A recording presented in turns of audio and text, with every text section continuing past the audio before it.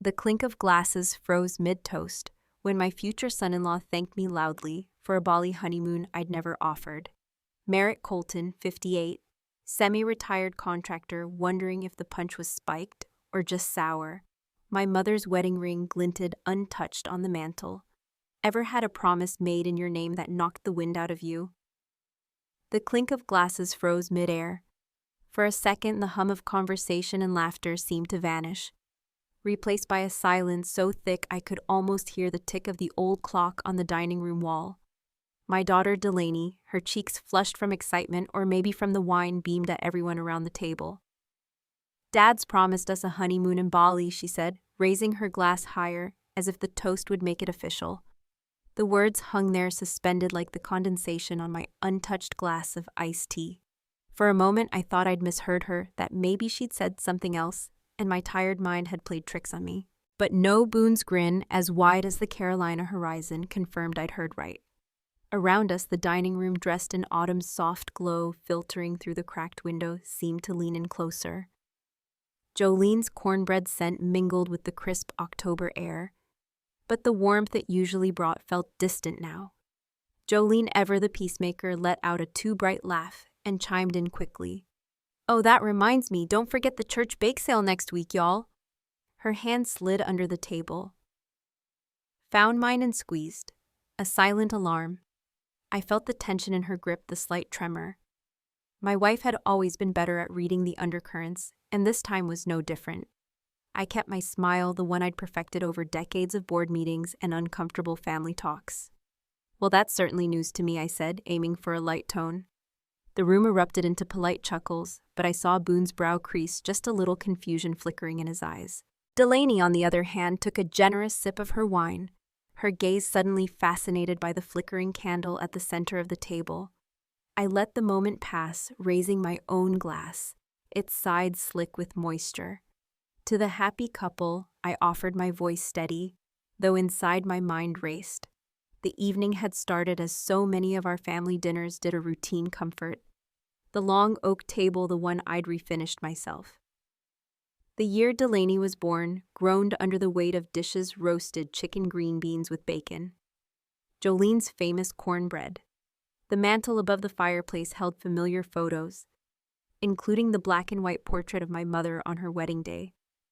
The delicate glint of her ring catching the light. That ring had been passed down, a promise wrapped in silver. Now, hearing Delaney's announcement, I felt that same ring grow heavy in memory, as if I could sense its weight even from across the room. Boone stood then, glass in hand, his voice warm and certain. "To the most generous father-in-law a man could ask for, we're beyond grateful, Merritt." My jaw tightened. I forced my lips into what I hoped passed for a gracious smile. Jolene's hand still gripped mine, her other hand now shredding her napkin beneath the table. The napkin bits gathered like fallen snow on her lap. I leaned back slightly, letting Boone finish watching as Delaney's excitement dimmed. She avoided my eyes, focusing instead on her plate, pushing a piece of chicken around with her fork. Boone sat down, oblivious to the storm brewing beneath my calm exterior. The chatter resumed, the room's tension masked by the clinking of silverware and soft murmurs. I joined in where I could, careful not to let my unease show. In my mind, questions piled up. When had Delaney decided it was acceptable to speak for me? Had I missed some sign, some request she'd made, and I'd forgotten? No, I would have remembered something as big as this. As the meal continued, I deflected where I could, offering jokes and small talk, trying to buy myself time. The conversation drifted to safer topics: the upcoming bake sale, the fall festival at the church, the rising cost of gas. Boone laughed easily, clearly proud of the future we were supposedly gifting him and Delaney. But beneath it all, I catalogued every glance, every nervous fidget. Jolene's eyes darted to mine more than once, silently pleading for patience.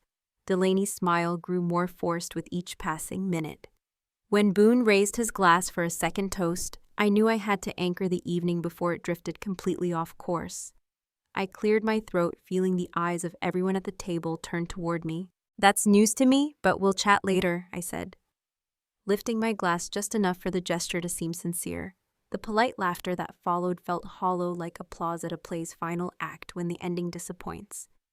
Delaney's smile faltered, then the bravado slipping. Boone's brow furrowed, confusion etching deeper. Jolene's hand, still clutching mine, gave one last squeeze before releasing, as if acknowledging that the quiet battle had begun. Outside, the wind rustled the leaves, carrying with it the promise of a coming storm. Inside, I felt the weight of what that evening had set in motion. Family dinners, I reflected, were supposed to be about connection, about shared memories, and laughter. Tonight, it felt like I'd been handed a puzzle with half the pieces missing, and I wasn't even sure which picture I was trying to complete. As the plates were cleared and the evening wound down, I kept the smile in place, but my mind was already racing ahead. I needed answers. And I knew Delaney owed me more than a toast for a promise I never made. That night, sleep evaded me. I lay in bed staring at the ceiling, tracing the familiar cracks in the plaster as though they might somehow form a map to the answers I needed. But no such luck. The phrase "promised Bali" looped in my mind like a bad song stuck on repeat, the kind you hum without meaning to, that haunts you even when you beg for silence. Jolene's breathing beside me was slow and even, but I knew she wasn't truly asleep. Every so often she shifted as if restless from the weight of unspoken worries. The room was cool, a faint breeze slipping through the cracked window, carrying with it the mingled scent of autumn leaves and the lingering aroma of cornbread from dinner.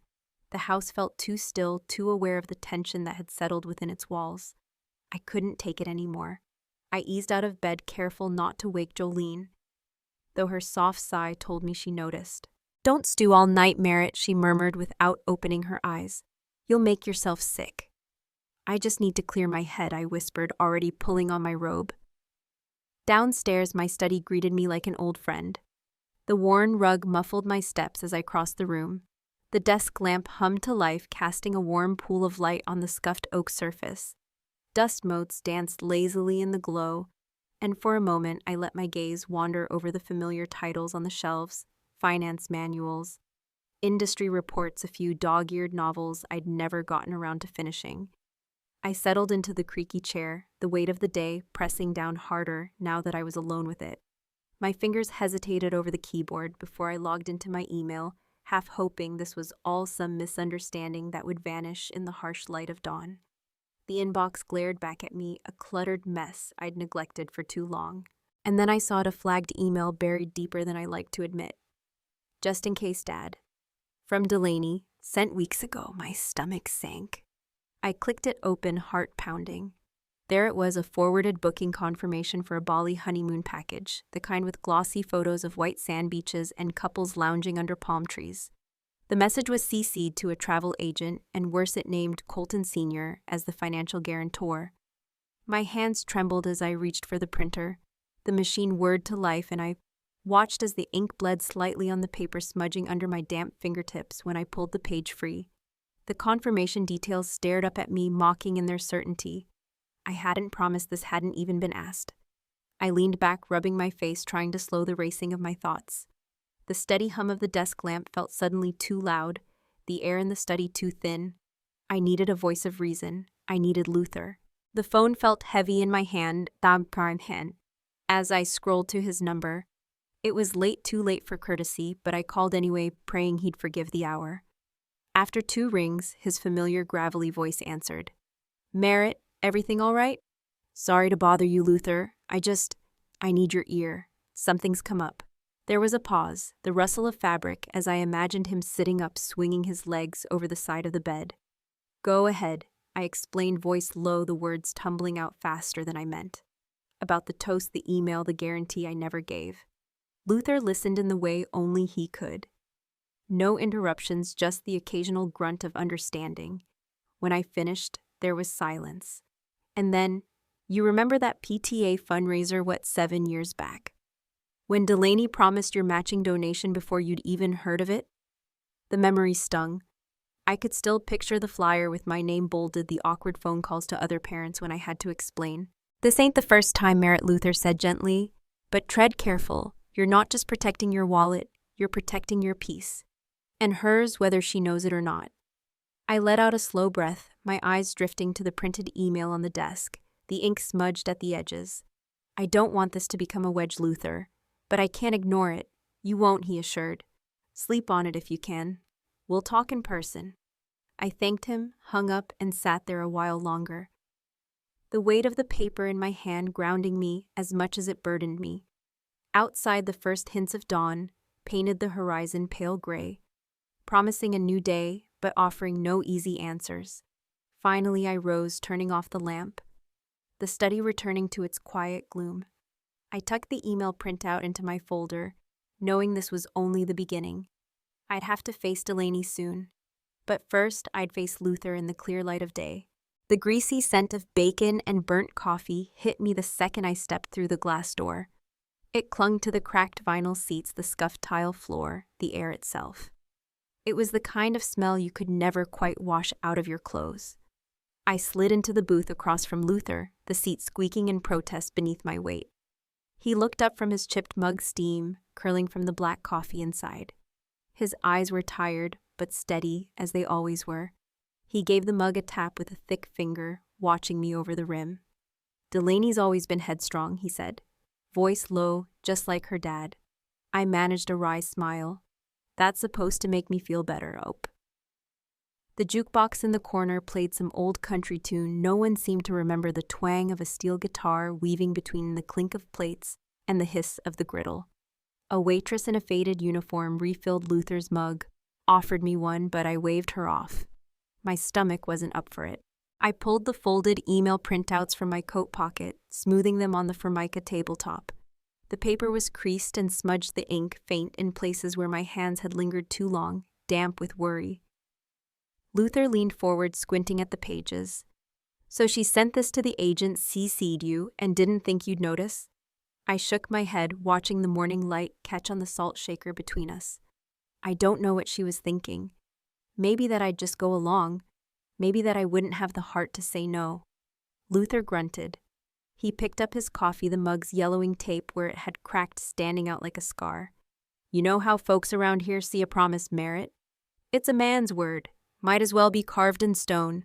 Especially when it's family. I never made that promise," I said, quieter than I intended. He nodded, sipping his coffee.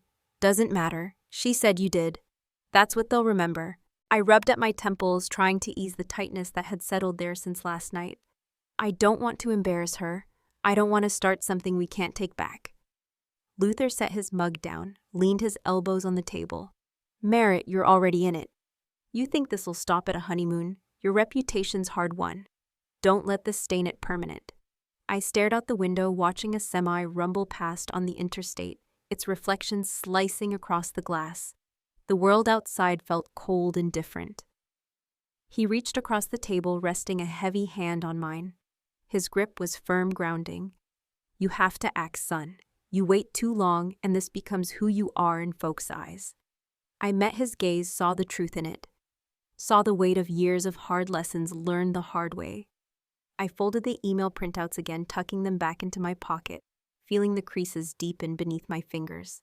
The receipt for my coffee sat untouched beside them, folded and refolded, until the edges curled. "I'll talk to Boone," I said at last. "See what he knows. Maybe he can help me understand what Delaney was thinking." Luther sat back, nodding slowly. "Smart. The boy's in this too, whether he knows it or not."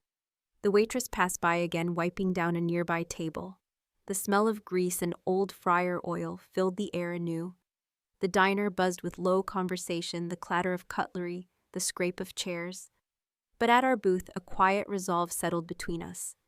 Outside, the sun rose higher, casting long shadows across the parking lot. I felt the weight of the morning ahead. There was no easy road from here, but at least now I had a map. Boone's easy grin faded the second the question left my mouth. We stood there in the cramped back room of Luther's bike shop, the smell of rubber and chain grease thick in the air. The low hum of conversation from the front of the shop, a distant backdrop. "So, Boone," I said, my tone even, but my heart pounding, "how exactly were you two planning to pay for Bali?" His grin twitched, faltered, then vanished altogether. The light slanting through the dusty blinds caught the sheen of sweat at his temple. For the first time since he'd started coming around, Boone looked unsure of himself. He glanced down, then away, his gaze landing on Delaney's hand, or where it should have been anyway. My mother's ring, the one passed down through generations, no longer glinted there. The absence of it felt louder than words. "Well, sir," he started, shifting from foot to foot. Delaney said, "You were covering it." She said it was all arranged. I didn't want to question her. She seemed so sure. I kept my face neutral, though inside I felt the heat rise in my chest. "And the ring?" His eyes widened, then dropped to the floor. He scrubbed a hand through his hair, the gesture buying him time that he didn't have. I thought, it was just to cover the deposit. Just until the money came through. Just until the money came through. I tasted the bitterness of the words as they echoed in my mind. My mother's ring pawned off like spare change for a dream neither of them had the right to sell. Boone shifted again, and as he reached for his wallet, likely to produce some form of defense, some scrap of justification, I caught sight of it. The crumpled pawn slip tucked between the folds of leather, the edges worn, ink faded from handling. Without thinking, I stepped forward and plucked it from the wallet before he could protest. My fingers, greasy from where I'd been leaning against the workbench, smudged the already worn paper. I held it up, reading the stark details. The ring, my mother's ring. The small description did it no justice, the plain language of commerce, stripping it of history, of meaning, of the love and hardship it had witnessed. Boone didn't speak. He just stood there, shame coloring his face, hands shoved deep in his pockets. Behind me, Luther hovered, silent but steady. The smell of oil and metal filled the space between us, grounding me in the present, even as memories of my mother's hands, that ring glinting as she braided my hair, as a boy, filled my mind. I folded the pawn slip, tucking it into my own wallet, my pulse loud in my ears. Words failed me in that moment. There was nothing to say that wouldn't either wound or widen the already growing crack in our family's foundation. Luther finally broke the silence, his voice low but firm. "Time to stop this train before it wrecks." I nodded, the weight of the pawn slip in my pocket, a reminder of how far we'd let things slide, and how much farther they could go if I didn't act. Outside, the afternoon sun cast long shadows across the parking lot, the world carrying on, oblivious to the quiet storm brewing in that back room. The clatter of forks on plates sounded louder than the band, as Boone raised his glass, that easy grin of his stretched across his face, like nothing in the world could be amiss. "We're just so grateful to Merritt for his incredible generosity," he said, voice warm, proud, oblivious. "The Bali honeymoon is more than we could have dreamed." Every head at the table turned toward me. The church hall, strung with flickering string lights that gave everything a slightly surreal glow, seemed to tilt under the weight of expectation. The scent of punch, too sweet and slightly spilled on the tablecloth, mingled with the faint tang of overcooked meatballs from the buffet line. My mouth went dry. My heart pounded so loud I was sure the brass band at the corner of the room could hear it. I felt the napkin in my lap, realized I'd twisted it so tight it looked like rope frayed at the edges. Jolene, seated beside me, leaned in and whispered, "Let it go, not here." Her voice was pleading, her eyes wide with that mix of fear and hope that only someone who's trying to keep the peace knows. I swallowed, felt the lump in my throat catch halfway down. I forced a smile, the kind that felt more like a grimace to me, but must have looked passable from the outside. I raised my glass slightly enough to acknowledge the toast without committing to its content. To Boone and Delaney, I said, my voice steady enough to surprise even myself. Boone beamed, clinking his glass against Delaney's. Delaney, for her part, couldn't meet my gaze. She focused on the condensation sliding down her champagne flute, her fingers tense around the stem.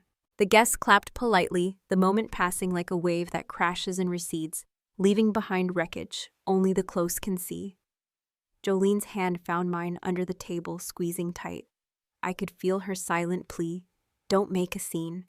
But inside, the storm was brewing. My mind raced, replaying Boone's words. Delaney silenced, the pawn slip now folded in my wallet like a secret I never wanted to carry.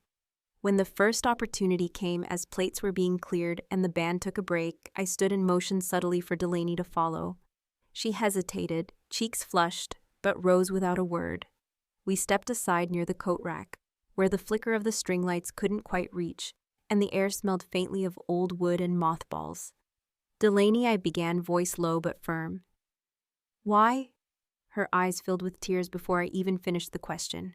She shook her head, hair trembling with the motion. I thought it'd be okay. I thought you'd go along with it. Just this once.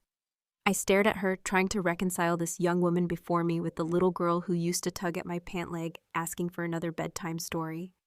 I can't, Delaney. Not like this. Not at the cost of our family's word of what we stand for.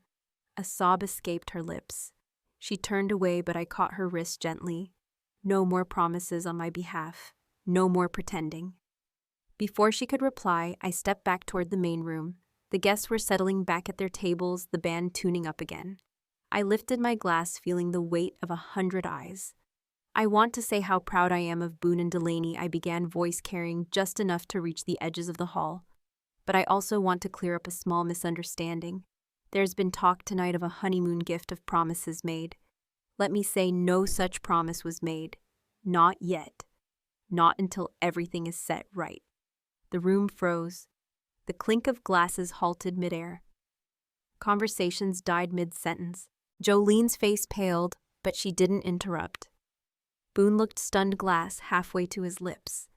Delaney's tears spilled over, and with a choked sound, she fled the hall skirt's swishing heels, clicking on the worn floorboards. Guests shifted uncomfortably, murmuring to one another. Boone stared after Delaney, then at me, his confusion plain. Luther, from his spot near the back, gave a small nod. His eyes met mine, and in them I saw agreement, confirmation that this was the moment the truth had to begin. The band, unsure, plucked at their instruments but didn't start up again. The hall seemed suspended, caught between what had been and what came next. I lowered my glass, heart pounding, knowing full well that this was only the beginning of the unraveling. The cold night air outside the church hall felt sharper than I remembered. It bit through my jacket, found the ache in my bones that no warmth could quite ease. I spotted Delaney on the steps, her shoulders shaking, face buried in her hands. The flickering street lamp above cast long, thin shadows down the steps, painting lines across her figure like bars in a cell. I took a slow breath, watching it cloud in the chill, and stepped closer. My boots scuffed the concrete, the sound loud in the quiet that followed the party's end. Inside, I could hear the distant scrape of chairs, the murmur of guests lingering too long out of politeness or curiosity. Delaney didn't look up as I sat beside her, leaving just enough space between us for the night air to settle. "Delaney," I said softly. Her voice, when it came, was small, thick with tears. "I didn't mean for it to get this far." I nodded, though she couldn't see it. "I know." We sat in silence for a beat, the only sound the soft hum of a streetlight and the faint rustle of leaves blown by the wind. Luther waited near his truck, leaning against the door, arms folded. He didn't say a word, but I felt the weight of his presence like an anchor. Delaney wiped at her face, breath hitching. It felt like everything was spinning out of control. The venue, the dress, the guest list. People expect this perfect day, and I thought if I could just line it all up, if I could make it perfect. "You thought no one would see the cracks," I finished for her. She nodded miserably. "I didn't want to disappoint anyone, least of all you." The hurt in her voice sliced deeper than her lies ever could. I let the moment sit between us, heavy and real. "I'm not mad about the wedding, Delaney," I said at last, "or even the trip. I'm hurt because you didn't trust me enough to tell the truth before now." She sniffed, tried for a smile, failed. "I was scared you'd say no, scared you'd think I wasn't good enough to pull it off." My heart ached as I reached out, resting a hand gently on her shoulder. "You don't have to prove anything to me, but you do have to make this right." She nodded, tears fresh on her cheeks. I laid it out plain, my voice steady, the cold air stealing the warmth from each word as it left my mouth. "No money for a wedding, no money for anything until that ring is back where it belongs. You pawned a piece of our family's soul, Delaney, and you owe Boone, Jolene, and me an apology. A real one." Her sobs deepened, but she didn't argue. "Okay," she whispered. "Okay, Daddy." I hadn't heard that word from her lips in years. It almost undid me. Behind us, the street lamp flickered again. Luther pushed off his truck, the creak of the old suspension carrying in the quiet. He approached, stopped beside me, and clapped a firm hand on my back. "Now comes the hard part," he said. Voice low. I nodded, the night swallowing the last of my anger. leaving behind only resolve. The pawnshop smelled of stale wood metal and something faintly like old cigarettes. The kind of place where the air felt heavy, like it remembered every desperate trade ever made inside its walls. The glass cases were smudged. The neon sign above the door buzzed and flickered, casting a sickly red glow across the counter. Delaney stood beside me, her hands trembling slightly as she slid the crumpled pawn slip across to the shopkeeper. He barely glanced at us, his indifference as thick as the grime on the glass. Without a word, he disappeared into the back, the bell on the door jingling softly behind him. I let my gaze roam the cluttered shelves, rows of forgotten guitars, watches that had long since stopped ticking, tools whose owners had probably meant to come back for them. The weight of it all pressed on me. This wasn't just about a ring. It was about what we value and what we risk when we forget that. Through the front window, I could see Luther leaning against his truck, arms crossed, watching with that steady patience of his. When our eyes met, he gave a small nod of approval, or maybe just encouragement. The shopkeeper returned, dropping a small battered box on the counter with a thud that made Delaney flinch. He named the fee flatly, as if he'd said it 1,000 times. No judgment, just business. I took out my wallet, fingers steady now.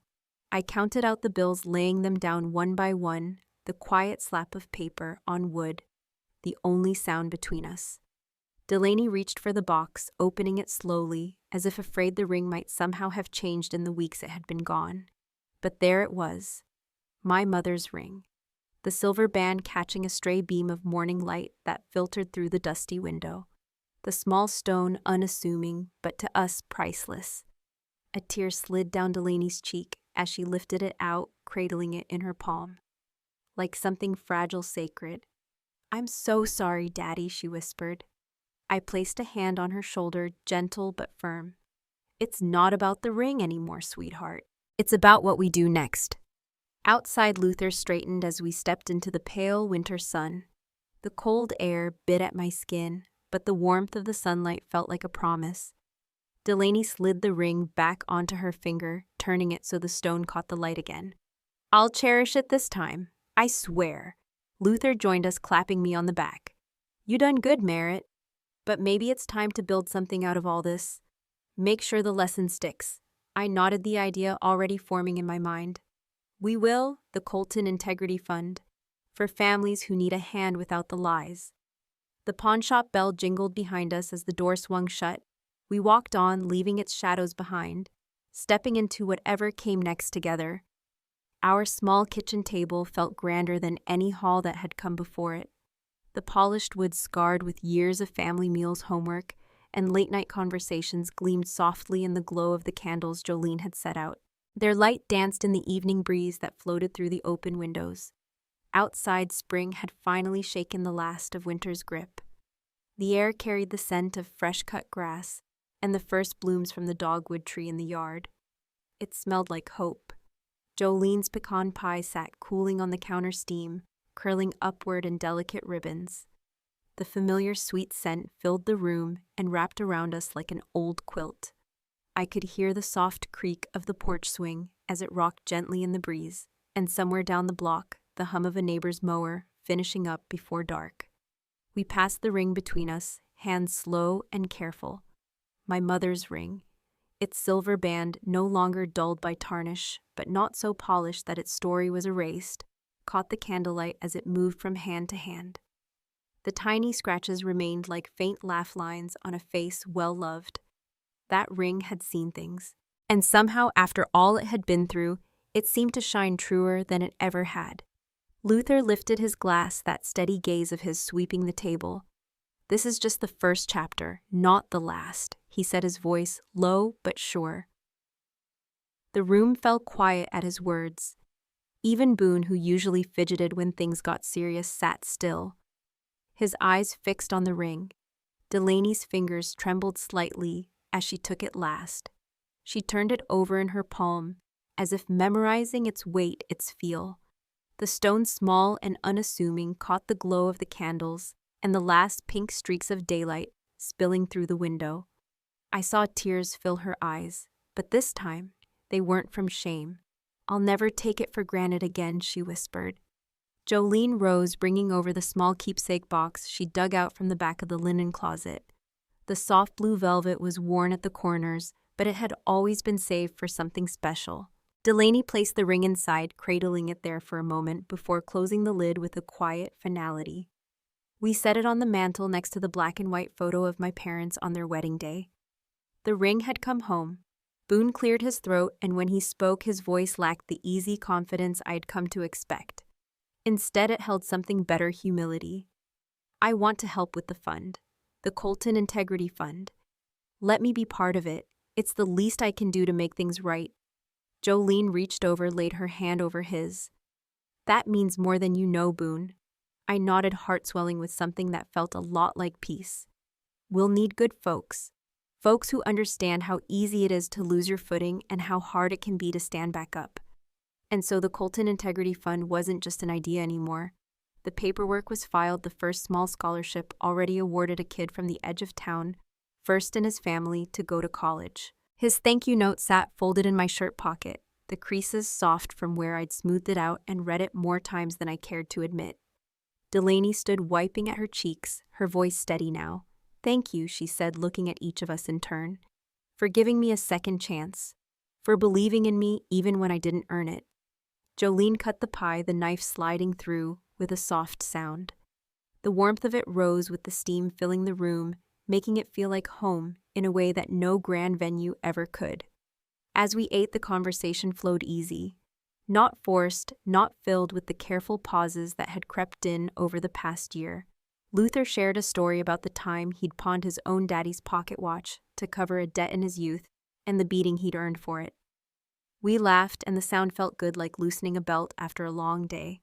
I leaned back, taking it all in: the flicker of the candles, the way the breeze teased the curtains, the glow of the ring safe on the mantel. And I thought about the journey that ring had taken, from a symbol of love to a token of desperation to a promise renewed. Tarnish and all, it shone truer now. And maybe, just maybe, so did we. As I sat alone on the porch later that night, the moonlight caught the silver band of my mother's ring resting safely in its box on the mantel inside. The soft creak of the swing beneath me and the warm scent of Jolene's pie lingering on my shirt reminded me that sometimes the smallest things hold the deepest meaning. We can't erase mistakes, but we can choose what we build from them. Sometimes what breaks gives us the blueprint for what matters most. If you've ever been given a second chance in disguise, I'd love to hear your story. Drop a comment below.